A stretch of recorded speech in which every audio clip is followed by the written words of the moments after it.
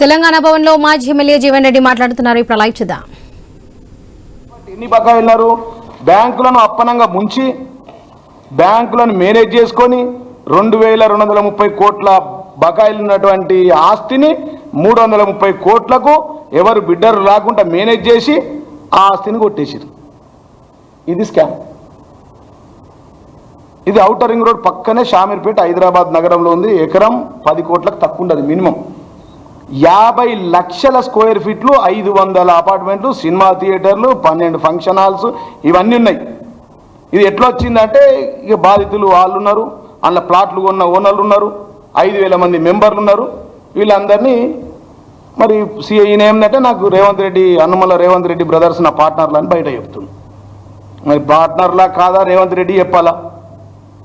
5 టెండర్లను బంద్ చేయించిరా లేదా చెప్పాలా? మేము మీడియా మిత్రులకు అడుగుతా ఉన్నా. 2231 కోట్లు అఫీషియల్ వాల్యూ. తర్వాత బ్యాంకులకు రుణపడ్డది 2200 కోట్లు.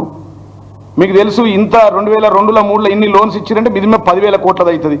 మరి 300 కోట్లకు వస్తుందా? రూపాయిది 10 పైసలకు వస్తుందా అని చెప్పి సందర్భంగా నేను అడుగుతున్నా. కాబట్టి ఈ సందర్భంగా ఇట్లాంటి స్కాములు ఇది ఒక్కటి కాదు, ఇంకా చాలా వరుస పెట్టున్నాయి. ఈ స్కామ్ల మీద మరి బీజేపీలు సప్పుడు ఎత్తలేరు.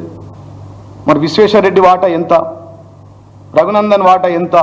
మరి ఉట్టి చిన్న వీటికే మీరు ఎగిరెగిరి గంతులు వేసుకుంటా రోజు ప్రెస్ మీట్లు పెడతారే. మరి మీరు కాంగ్రెస్ ఏకమైపోయిర్రా? మరి అరవింద్ మాట్లాడు, బండి సంజయ్ మాట్లాడు, కేంద్ర మంత్రి కిషన్ రెడ్డి నోరే విప్పాడు రేవంత్ రెడ్డి అంటే, రంజిత్ రెడ్డి అంటే. ఈ లోపాయకారి ఒప్పందం ఏంది? మీరు అవునా కాదా? లేకపోతే మరి ఈడీ రావాలి కదా, సిబిఐ రావాలి కదా, సీరియస్ ఫ్రాడ్ ఇన్వెస్టిగేషన్ కావాలి కదా.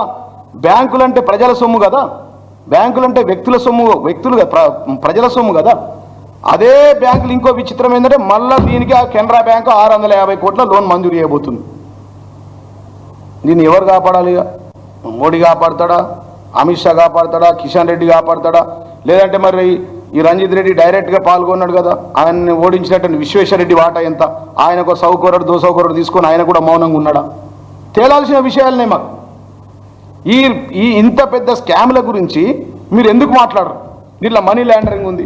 W company western construction invest public 1200 కోట్లు తీసుకొని ఆ సుదర్శన్ రెడ్డి దీంట్లో ఇక్కడ మనీని డైవర్ట్ చేస్తుండు. ఈయన ఆయన పార్ట్నర్లు రేవంత్ రెడ్డికి తెలుసు. ఇవన్నిటి చీకటి ఒప్పందాల కారణమే ఎంపీ జితేందర్ రెడ్డి, ఈయన రంజిత్ రెడ్డి కాంగ్రెస్ పార్టీలో చేరిక. ఇది అసలు రహస్యం. నేనేమంటానంటే మీరు ఇన్ని అవినీతులు చేస్తారు, A to Z దాకా మీ మంత్రుల్లో అవినీతి ఉంది, A to Z అక్షరాల సాక్షి 26 ఈ స్కాములు ఉన్నాయి.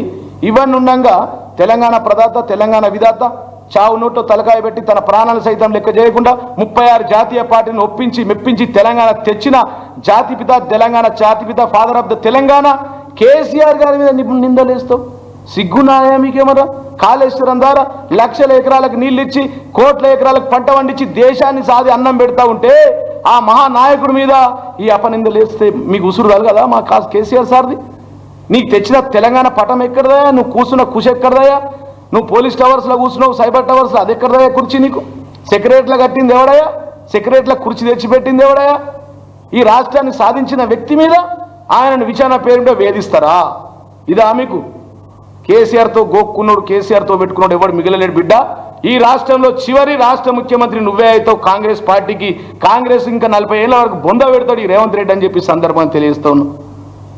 హైదరాబాద్ నగరాన్ని విశ్వఖ్యాతి గణించినటువంటి తెప్పించినటువంటి కేటీఆర్ గారి మీద ఫార్ములా కార్ రేస్ అంటావు, విచారణ అంటావు, నా మీద 40 కేసులు పెడతావు. ఎవరు ఎదురెత్తి గొంతు మాట్లాడితే మా వాళ్ళ మీద పెడతావు, మా వాసుదేవరెడ్డి మీద పెడతావు, మా మన్నె గోవర్ధన్ మీద పెడతావు, మా